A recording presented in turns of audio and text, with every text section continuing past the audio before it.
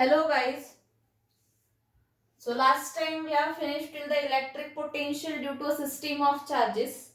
Now we will proceed further to find the potential energy due to 2-point charges. So here, what do you mean by potential energy? Potential energy is nothing but a work done to bring a unit positive charge from infinity to the present location.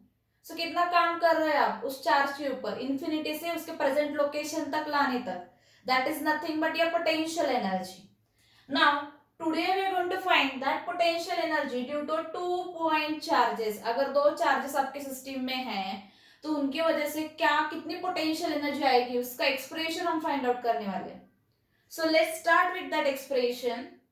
C first what we will consider a coordinate system here. So let's say this is my coordinate system. It is x axis, this is my y axis, and this is my z axis. So if I consider this is my origin, and in this xy plane, if I consider two charges, let's say this is my charge q1 and here somewhere else I am having my charge q2, which is situated from the origin at a distance of r1 and r2.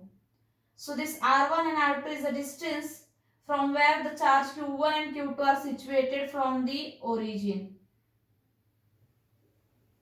See this one, right? And between these two I will draw one line which will represent the distance between q1 and q2, that is r12. So these are my position vectors. This r1, r2, this represents the position vector which is from the origin. See, and it shows the position of q1 and q2. Now basically this is only for the diagram purpose. What the exactly explanation behind this is, see, आप ऐसा consider करो कि ये q1 और q2 फिलहाल infinity पे है. It is not in the xy plane now. It is at the infinity. It is situated at the infinity. तो मान लो ये q2 भूल जाओ, q1 की बात करते हैं. q1 अगर इंफिनिटी पे लोकेटेड है और उसको हमें लाना है इस पॉइंट पे. सपोज से this is my point A, this is my point B. सो मुझे q1 को A पॉइंट तक लाना है. q2 मेरे फ्रेम में नहीं है अभी. So if I try to bring q1 from infinity to point A, I need to do some work, right? मुझे कुछ काम करना पड़ेगा. अब जो काम करना पड़ेगा, ठीक है, हम काम करेंगे, लेकिन किसके अगेंस्ट करेंगे? ये तो अकेला ही है इंफिनिटी तक, उसको यहाँ तक हम ला सकते हैं, लेकिन ये किसी एक्सटर्नल फील्ड में नहीं है. मतलब ये अगर q2 चार्ज यहाँ पे होता तो ये इसको अपोज करता, इसके अगेंस्ट हमें q1 को लाना पड़ता, right? Now it is only the one charge which I need to bring from infinity to xy plane at point A. There is no charge q2 present here. So the work done to bring my charge q1 from infinity to point A will be 0. Right?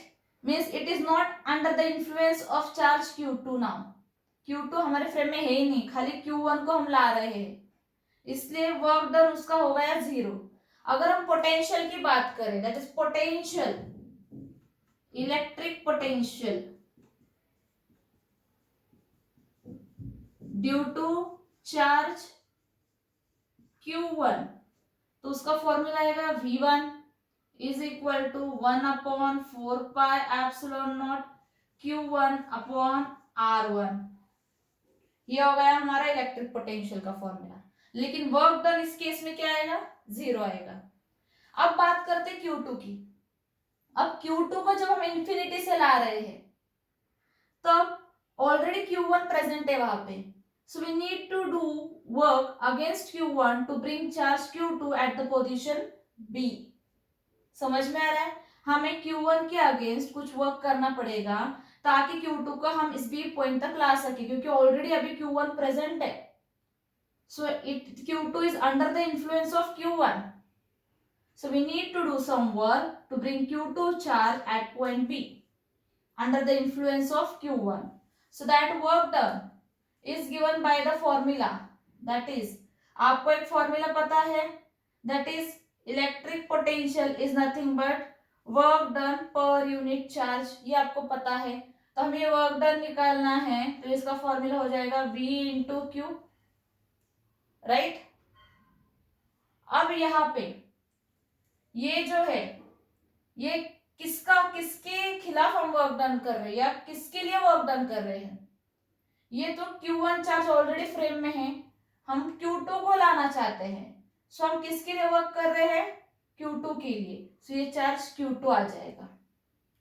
अब यहाँ पे ये है electric potential और ये है आपका charge Q2। ये आपका इलेक्ट्रिक पोटेंशियल है ड्यू टू चार्ज Q2। देखो यहाँ पे ऐसे लिख देती हूं मैं। सो देखो आपको V2 फाइंड आउट करना है। सो V2 का फॉर्मूला होगा 1/4 pi epsilon naught due to charge Q1। Distance कितने डिस्टेंस पे सिचुएटेड है Q1 Q2 से? R12, right, sorry. अब ये हो गया आपका इलेक्ट्रिक पोटेंशियल। आपका फॉर्मूला है ये वाला, इस W में आप डाल दो वर्क डन में। सो ये जाएगा 1/4 pi epsilon naught Q1 upon R12 into charge that is Q2, ये वाला। तो वर्क डन को मैं ऐसे लिख सकती हूँ 1/4 pi epsilon naught Q1 Q2 upon R12. Work done is always stored in the form of potential energy. So I can see U is written as 1/4 pi epsilon naught Q1 Q2 upon R12. ये हो गई आपकी potential energy due to 2 point charges. मैं एक बार फिर से repeat करती हूँ। दो चार्ज लिए थे हमने जो इन्फिनिटी पे थे। फर्स्ट हमने Q1 को लाने की कोशिश की।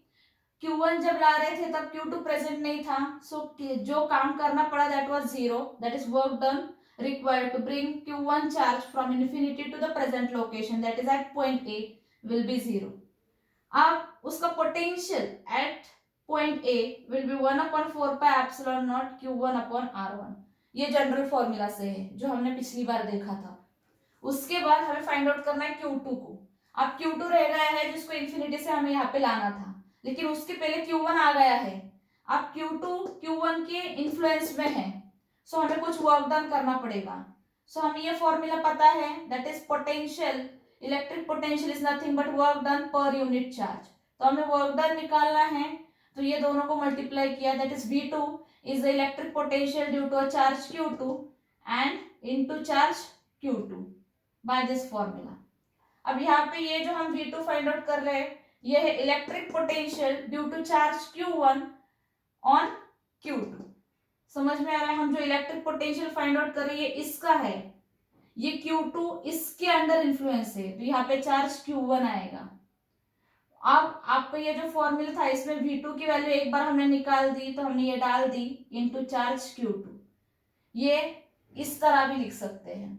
As you know, work done is stored in the form of potential energy, so W get replaced by U and you get the formula 1/4 pi epsilon naught Q1 Q2 R12, which is the distance between the two charges, and this is nothing but net potential or a total potential energy due to a point charges, that is 2 point charges. I hope this is very much clear to you. This derivation can be asked for 2 marks in your board examination, because the steps are not so much, but only you need to understand and do it. I hope this is clear to you. Thank you.